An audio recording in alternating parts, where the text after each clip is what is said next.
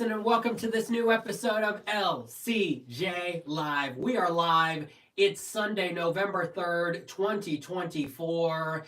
First Sunday of November, almost to Election Day, and the final 2 months of 2024. Welcome to the show. Good to be here with you. We were off last Sunday, but we are back and going to get you into the final couple months of the year, award season, the holiday season, all of that.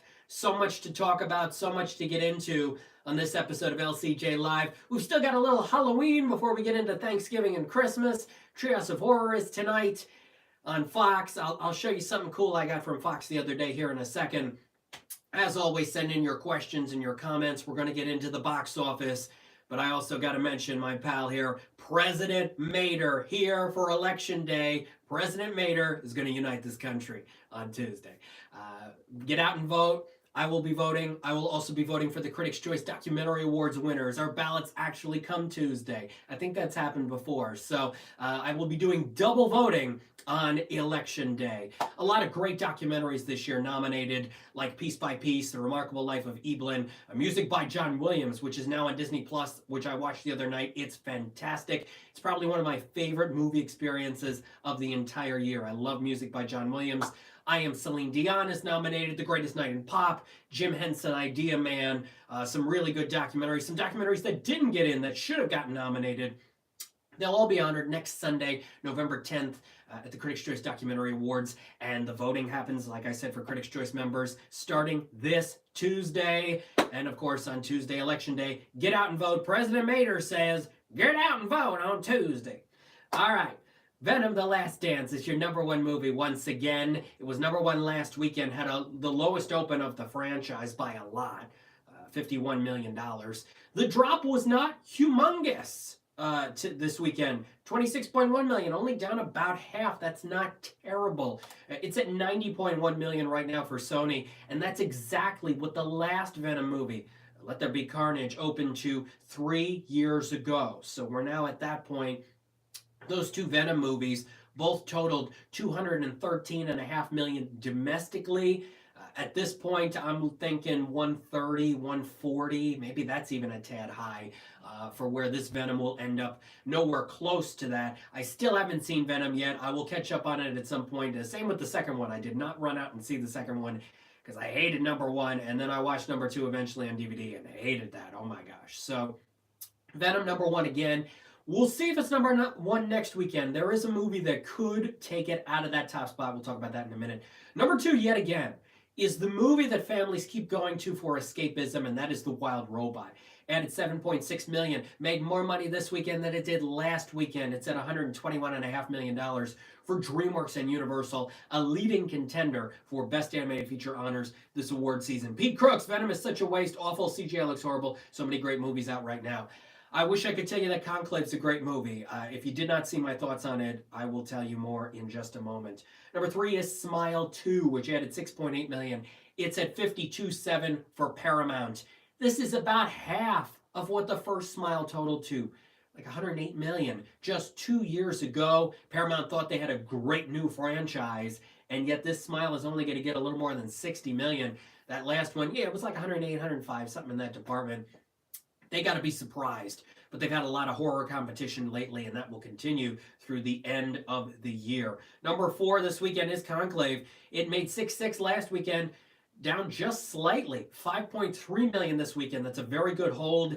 It is at $15.2 million for Focus Features. Needs to get to $21.8 to pass The Bike Riders to become the biggest movie of Focus Features for the year. And at this point, I think that's going to happen. It's a terrible film. Now, look, is it the worst made movie ever made? No, but just a lot of story decisions that are poor. I'm not a fan of the performances. And why do we need a movie in which every 2 to 3 minutes, another twist. Oh, let's give you another twist. Oh, let's give you another revelation. Oh, let's give you another one. And it begs you to love every single thing that it does. Oh, this is gonna shock you. No, this is a goofy, silly soap opera set in the Vatican. It tries to be like a White House thriller. None of it is believable. It's all goofy from beginning to end. Corny. I couldn't believe it. I was watching this going, wow, they really thought people would buy into this? and think, oh, this is juicy. This isn't. No, it feels so fake. It's just artificial. One of the bigger disappointments of the year, Conclave. I thought it had something. No. Focus Features had my two top movies the last 2 years, Tar and The Holdovers, and I thought, well, Piece by Piece pretty darn close. I don't think it's going to be my number one for the year, but Piece by Piece is up there for Focus and for my favorite movies of the year. But I thought, wow, maybe we go for 3 with Conclave. No, that is not happening. In fact, one of the biggest disappointments of the year. I need to ask about your movie-going habits, says Pete Crooks. How often do you go to the cinema by yourself? If you are reviewing a film, do you go alone? Sometimes I go alone, sometimes I don't. Sometimes I watch movies in my house early. I see that that happens a lot. No, you don't have to go to the movies alone. I mean, sometimes I like going to the movies alone, but sometimes I don't. I know there are people out there who are like, oh, I need to see the movies with somebody else. And that companionship is fun. Or, oh, I need to go by myself because I need to concentrate, I need to do that. No, I think it's almost kind of similar to, watching a movie at home versus in the theater. I love the theatrical experience, but I don't mind being away from most people and watching a film in my house. So it's the movie. You should be able to look at a movie, no matter who you're with, no matter what screen you're watching it on. Now, I don't love watching films on iPhones, and I've only had to do that on a few occasions over the years, including 3 times in 2020 of all years for movies in advance. Only if the link didn't work, something happened, and that was the case with the 3 films. But besides an iPhone, which you really shouldn't watch a review movie on if at all possible, if you have a laptop, if you have a television, or if you're seeing something in an indoor screen or a drive-in screen, I love the drive-in experience, family, friends, all of that. You should be able to look at that movie no matter where you see it. I know there are some studios out there who are like, oh, we need you to see this on the big screen because you'll get the full effect of all of that. If you're a true cinephile, if you're a true person who loves movies, you should be able to look at everything no matter what the size is. That's my viewpoint, because I've had that experience with so many. It's not just theatrical, it's not just at home. Certain locations, every indoor theater you go to is different. Sometimes the audio is better in some rooms than others. Sometimes the video is better than others. Conclave I saw the other day was a little dark, the projection, but you know what? It is what it is. Just watch the movie and look at it for what it is. I believe you should be able to do that no matter what the screen is, no matter what the location is, no matter the kind of movie, no matter if you're with somebody else or not. Number 5 this weekend is a film called Here, which I have not seen yet, but I will be checking it out soon. It's the reunion for Forrest Gump for Tom Hanks, Robin Wright, and director Robert Zemeckis. Only did $5 million this weekend. That's $1.5 million less than Conclave. I thought it was going to come closer to $6 million. At least it didn't do under 4. It wasn't as bad as the Saturday night open, or even Piece by Piece, but really Saturday night didn't do nearly what it should have. But $5 million is not great. You look back to A Man Called Otto from just a little less than 2 years ago, and how that had a wide release expansion of $13 million out of the gate. A Man Called Otto is an excellent film, and one of the best underrated Tom Hanks performances of the last 15 years. It should have gotten him a Best Actor Oscar nomination. A Man Called Otto did so much better than what Here is doing. Number 6 is a film I also need to catch up on, We Live in Time. When you go out to California for a little bit, which I did, then you got to play catch up on life, you got to play catch up on work, you got to play catch up on film festivals, which I attended some film festival showings before and after my trip to California. And then you try to make the time for other films. I finally got to Conclave on Friday. I will be seeing We Live in Time at some point. It added $3.5 million. It's at 17.7 for A24. Kind of a similar number to Priscilla, which was in my top 10 for 2023. Priscilla totaled almost $21 million for A24, and I think this We Live in Time is going to come pretty close to that. Young adult, kind of going after that same crowd. Priscilla might have skewed a little older, but still brought in the younger people a little bit. So kind of similar results there. Number 7, Terrifier 3, 3.2 million. It's at 50.5. That is very impressive. And I think one of the reasons why Paramount is surprised at Smile 2 not doing nearly as well is because people went to see Terrifier 3. And people keep going, even after Halloween, to Beetlejuice. Number 8 this weekend, added 2.1 million. It's at 292.1. This is now, are you ready for this? Just 500,000 away from passing Inception.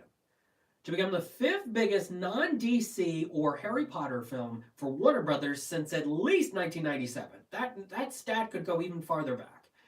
It has only made less money than Barbie, American Sniper, the first It, and the first Hobbit movie in terms of non-DC, non-Harry Potter since at least 1997 for Warner Brothers. Wow. That's just amazing. And it'll become a staple probably on Freeform starting in a year and a half, 2 years forever, just like that first Beetlejuice movie. Two films rounding out the top 10, two foreign films, Bul Balaya and Shingham Again, which both made about $2.1 million. Outside of the top 10, Anora added 1.9. It's at $4 million for Neon. We'll see how high it can go. Liam Neeson had a new movie called Absolution, which opened to 1.4 million. The per screen average about $1,000. And Mike Sargent and I review that. We also review Steve McQueen's Blitz, starring Saoirse Ronan, which opened in 3 theaters this weekend, made $60,000, $20,000 per screen average. Goes to Apple later this month. We review Absolution and Blitz on a new Too Fast, Two Films podcast episode coming soon to toofast2films.com. Pete Crooks, I don't understand you hating on a legitimate masterpiece like Anora. Legitimate masterpiece. Oh my gosh. That movie could have been an hour 35. It was 2:20 for some reason. Oh my God. Or even a delightful hit like My Old Ass. No. My Old Ass didn't have the story structure in place to work.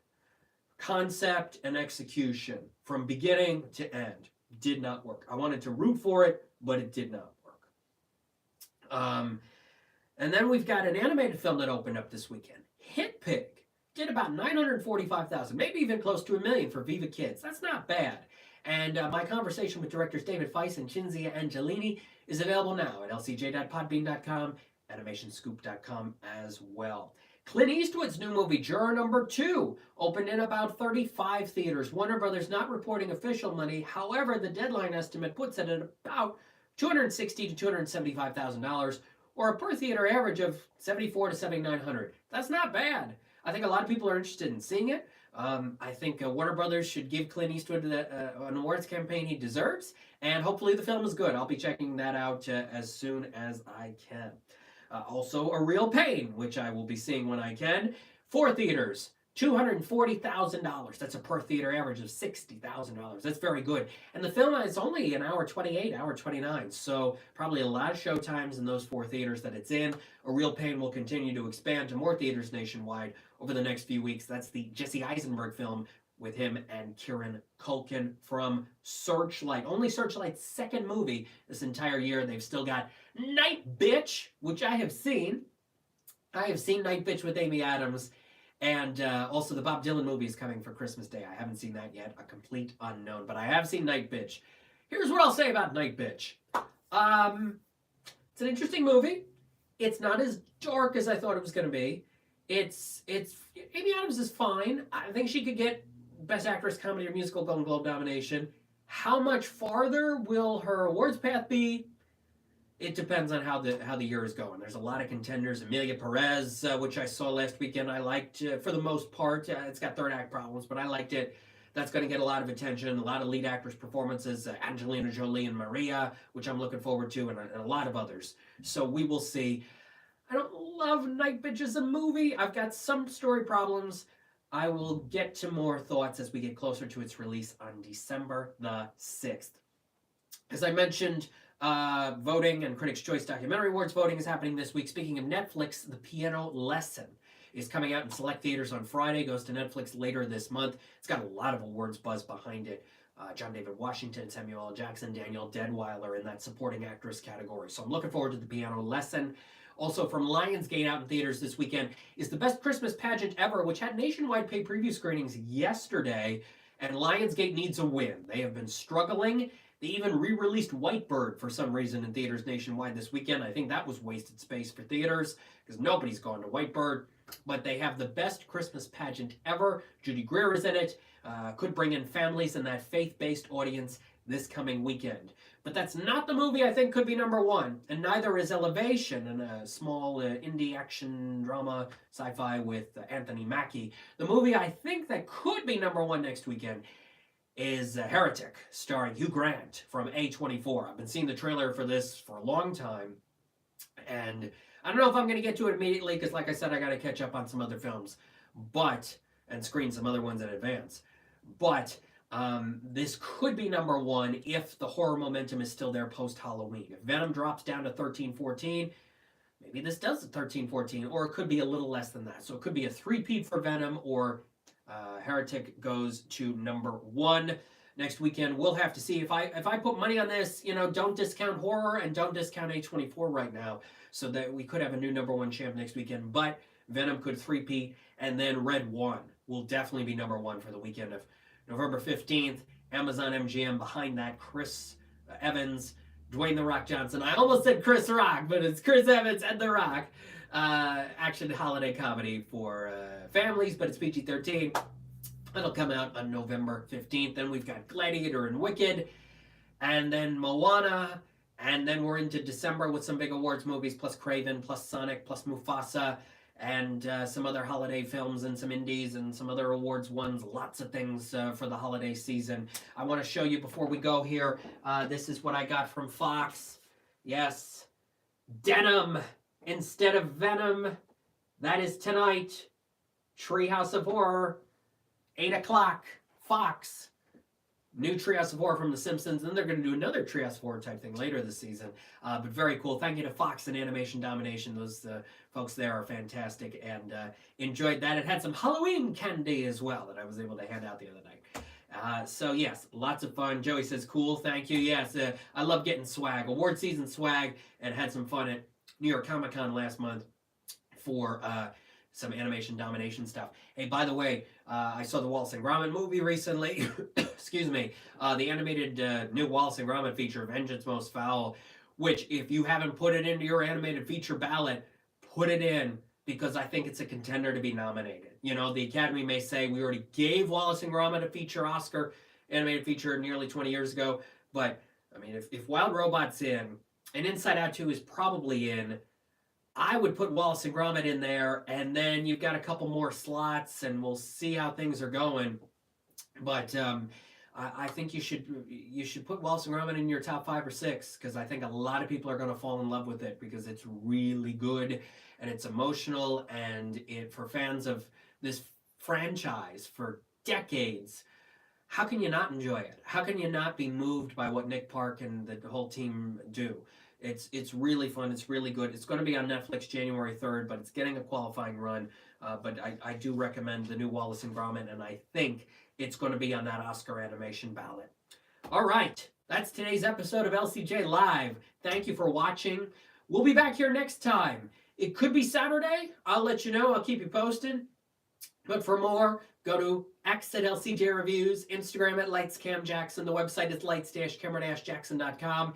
AnimationScoop.com, TooFastTwoFilms.com, LCJ.podbean.com, and subscribe to this YouTube channel, YouTube.com/LightsCameraJackson. Subscribe, turn on your notifications. We do LCJ Live a lot. Often it's Sunday at noon Eastern. I'll tell you when the next one's going to be later this week, and we'll talk about Heretic and see how these other movies do. Best Christmas Pageant Ever. We'll preview Red One, box office. Will it do more or less than the 35 million current tracking estimate? We'll talk about that and more big award season and holiday season films. Thank you for being here for LCJ Live. I appreciate it. And when I catch up on some of these movies like Here and We Live in Time and Venom the Last Dance and some more movies I'll be screening in advance for award season, go to my social medias for my thoughts on those. Be sure to check those out. Thanks for being here for LCJ Live. I am Lights Camera Jackson. Have a good week, and I'll see you next time. Bye-bye.